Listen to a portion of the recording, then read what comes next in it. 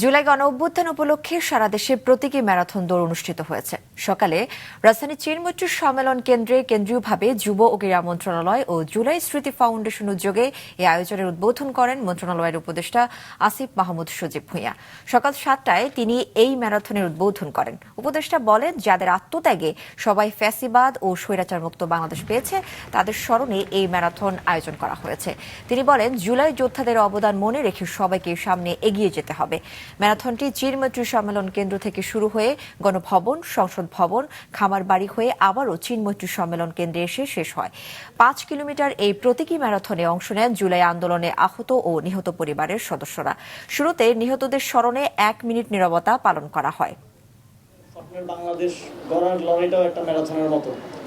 যত কষ্টই হোক এটা আমাদেরকে শেষ করতে হবে, যত সময় লাগুক আমাদেরকে বাস্তবায়ন করতে হবে। এটা একটা লাইফ লং লড়াই এবং এই লড়াইটা করার জন্য আমরা কমিটেড আছি, আমি কমিটেড আছি এবং এই লড়াইয়ে সারা জীবন আপনাদেরকে পাশে চাই।